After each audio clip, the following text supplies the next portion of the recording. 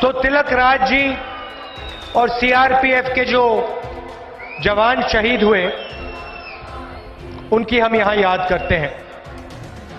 एक बात मैंने नोट की, हर प्रदेश में सीआरपीएफ, बीएसएफ,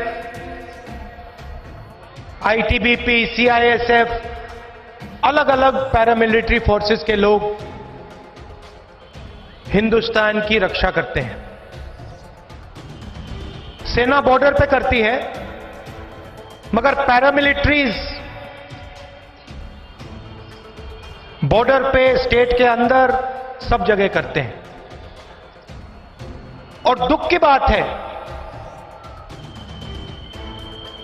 कि जब पैरामिलिट्रीज का कोई व्यक्ति शहीद होता है तो उसे शहीद का स्टेटस नहीं मिलता है। मुझे लगता है कि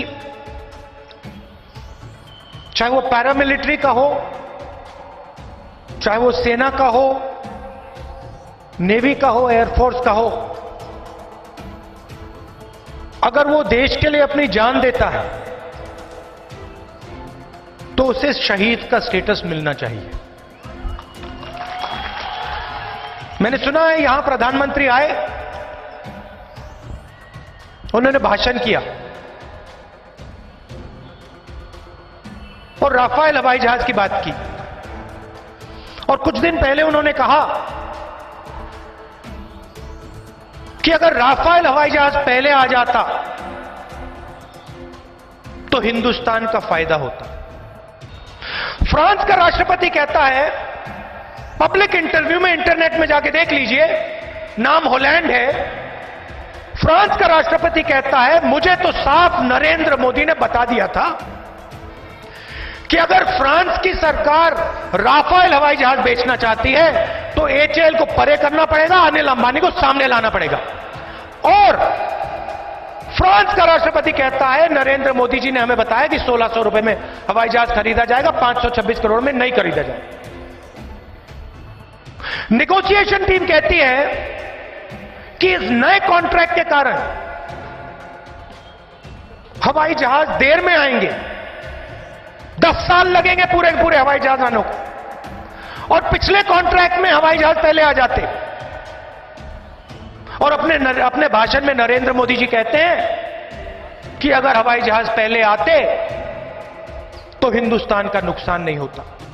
मोदी जी, हवाई जहाज लेट आपने किया, 30,000 करोड़ रुपए आपने अनिल अंबानी की जेब में डाले, 45,000 करोड़ रुपए का कर्जा है उस पे।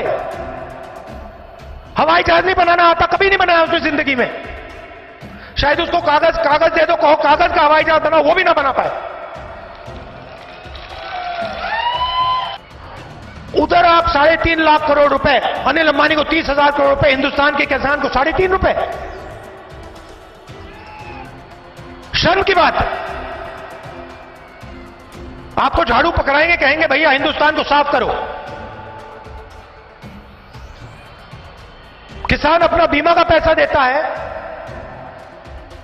आंधी आती है, तूफान आता है, पता लगता है कि उसी का पैसा उन्हीं बिजनेस वालों के हवाले हो रहा है। डिस्ट्रिक्ट बांट रखे हैं। कुछ दिन पहले खबर आई कि जम्मू कश्मीर का पूरा बीमा अनिल अंबानी को, डायरेक्ट। आप अपना पैसा भरो, बारिश आती है, नुकसान होता है, आपका ही पैसा इन उद्योगपतियों के हाथ। 10,000 करोड़ रुपए बनाए उन्होंने मोदी जी के बीमा पैकेज पे।